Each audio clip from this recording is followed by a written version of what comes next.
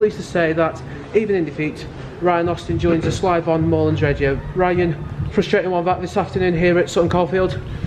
Yeah, I think frustration's one word of summing it up. Listen, we got exactly out of the game what we deserved. I thought we were awful for 90 minutes. I suppose defensively we did okay. I thought it was an awful game, if I'm being perfectly honest, both teams. I think they've had one shot on goal and scored it. We've had 2 or 3 half chances maybe.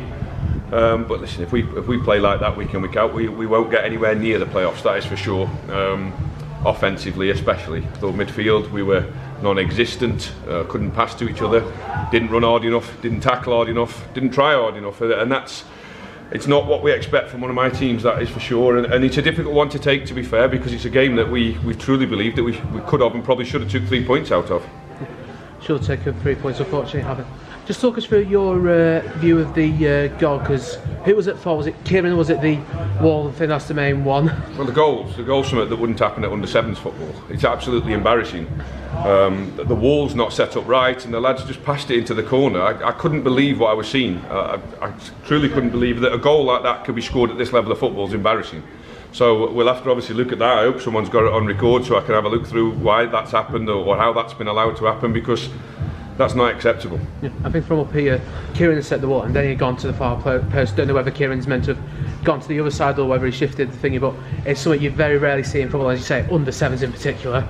Exactly. That's why it's hard to take here. Listen, we work hard week in, week out to try and obviously prepare ourselves properly, and for an individual error or a collective error, if you like, the wall and Kieran, whoever it is, someone has to take responsibility. Kieran, I think, set his wall up, and then whether it be the wall and Duff's has been mentioned in there, whether he's moved. Listen, even then, the ball's been passed into the corner at pedestrian pace.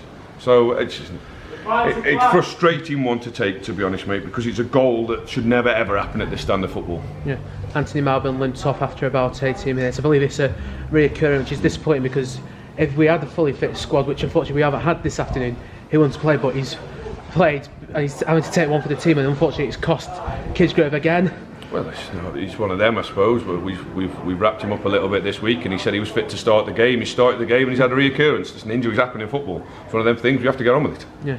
Tom France managed to get through nearly the full 90, so that's pleasing. That is, he continues to step up his recovery from 2 very serious injuries and then a hamstring strain. Yeah, like you say, it's nice to get Franner on the pitch. We've missed him for long spells, and he's looked bright, to be fair. And I thought he was a bit of a bright spot for us in the attacking third today, and like I say, he's managed to come through the game injury free, so hopefully that's more on his return to full fitness. Yeah, a couple of new names on the bench, Ryan Campbell Gordon and Jarvis Burrow there. Just talk a bit about both of them. I think quite a lot know Ryan from his Port Vale days.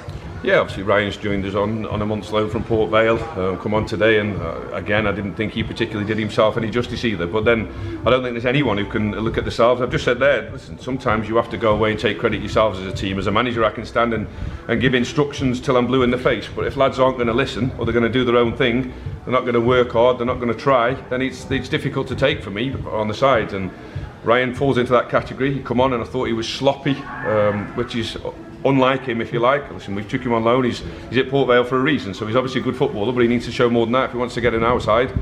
And like you say, Jared, Michelova has obviously lent us. I'm good friends with Macca, and he's obviously lent us, because we're low on numbers, so we've got to get players in.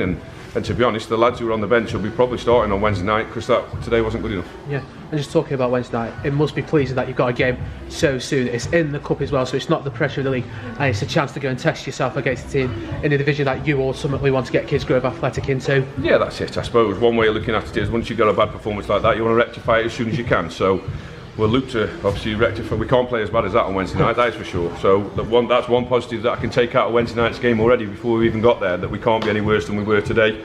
We'll obviously make 1 or 2 changes because the lads haven't deserved to keep the place. Yeah. And Kingsley will be back from his suspension as well, which is another positive.